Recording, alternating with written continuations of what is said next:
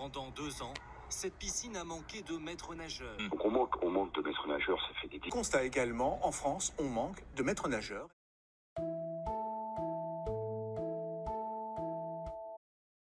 Azric Bedeladj, président de la Ligue Île-de-France de natation, vice-président de la Fédération française de natation.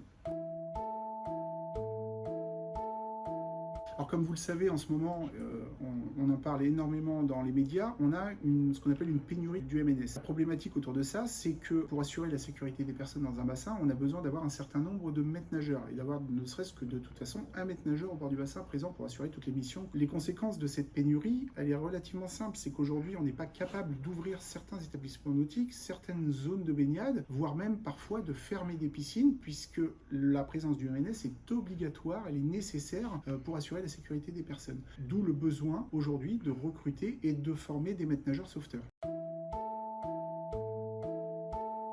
Le MNS, ce qu'il faut savoir du MNS, c'est que c'est avant tout un titre, c'est pas un diplôme.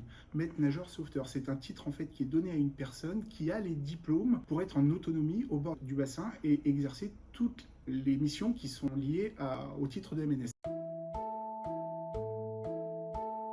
Alors le MNS a plusieurs rôles. Le premier, c'est celui de surveiller le bassin, puisqu'il est en charge de la sécurité des personnes. Il a un rôle aussi d'accueil du public. Il est également là pour accueillir et orienter le public, qui est en charge de la gestion, de la vérification de toutes les données d'hygiène, de sécurité dans un établissement nautique. Il a aussi un rôle très important qui est celui de l'enseignement de la natation. Et là, il n'y a que le titre de MNS qui permet l'enseignement de la natation. Les autres diplômes ne le permettent pas. Tout le monde peut devenir MNS. C'est un beau métier. C'est un métier où on est en contact, en relation avec les enfants, avec les adultes, avec toutes les générations. C'est intergénérationnel. C'est un métier où on sauve des vies. Est-ce qu'on a envie de servir à quelque chose? Est-ce qu'on a envie de remplir une mission de service public? Est-ce qu'on a envie de sauver des vies? C'est les questions qu'il faut se poser pour savoir si on veut ou pas devenir MNS. Une fois qu'on a répondu à ces questions, on peut devenir MNS. Pour devenir MNS, c'est pas très compliqué. C'est un peu de courage, apprendre à nager à un certain niveau, mais c'est un niveau de natation, tout ce qu'il y a de plus normal. Et puis derrière, c'est passer quelques examens, quelques concours et quelques diplômes. Quel que soit votre corps de métier, quel que soit votre statut aujourd'hui, étudiant, sans emploi, quelles que soient vos capacités physiques également, même s'il faut en avoir quelques-unes, l'entraînement permet de répondre à toutes les contraintes. Vous pouvez vous orienter vers ce métier qui est un métier magnifique. N'hésitez pas, venez vous renseigner. L'Airfan, le CREPS, qui travaillent en collaboration, qui sont des établissements publics, sont largement en capacité et de vous renseigner et de vous accompagner dans la formation qui en plus.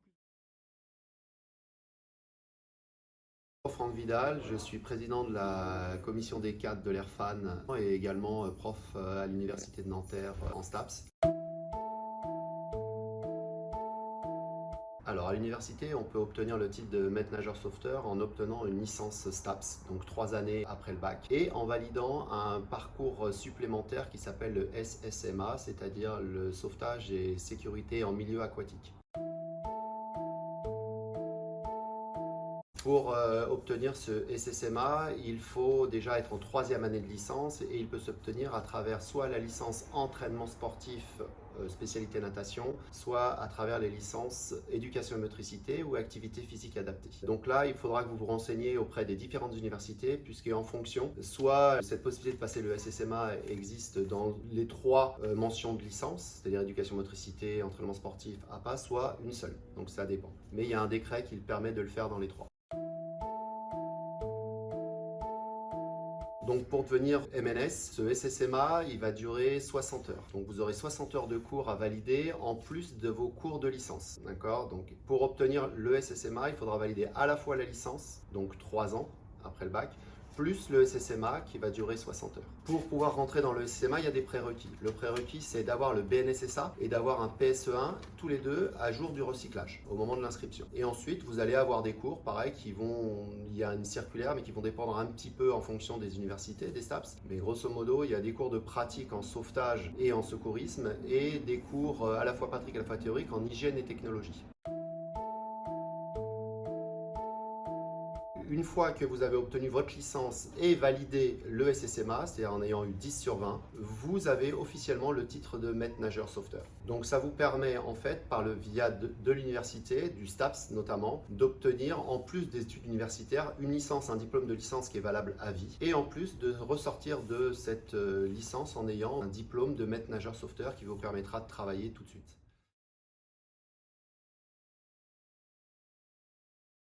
Jérôme Chastanier, directeur de l'école de formation de la Ligue Île-de-France de natation.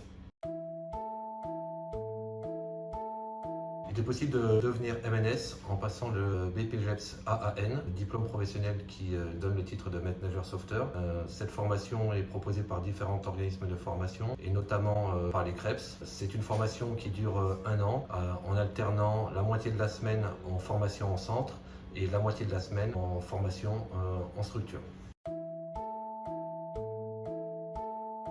Il est possible de devenir MNS en passant par le cursus fédéral pour obtenir à la fin le BPJEPS AAN. La première année, il est possible d'obtenir son brevet fédéral 2e degré et la deuxième année, il sera possible de finaliser son BPJEPS AAN. L'avantage de ce cursus, c'est que ce sont des formations qui sont dispensées uniquement le week-end et donc ça permet aux personnes qui sont encore scolarisées en études post-bac ou alors que des salariés de pouvoir en même temps faire ce diplôme de maître nageur sauveteur.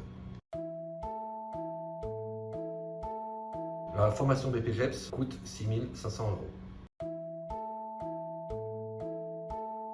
Le coût de la formation BPJEPS en passant par la formation fédérale, en passant le BF2 puis la fin du BPJEPS AAN coûte 3 850 €. Il existe plusieurs modes de financement pour financer son BPJEPS AAN. Le financement va dépendre de la personne, ça va être complètement individualisé. Ça dépendra du statut du stagiaire, si la personne est inscrite au Pôle emploi, si la personne est salariée, si la personne est étudiante. Il y a différentes possibilités de financer sa formation par le CPF, par l'AFDAS, par le Pôle emploi. Et il existe aussi une manière pour financer sa formation très intéressante, ce sont les contrats d'apprentissage qui permettent à une structure d'employer pendant 1 an un apprenti à 35 heures par semaine et d'avoir des aides de l'État pour rémunérer son apprenti et en même temps d'avoir une formation complètement prise en charge.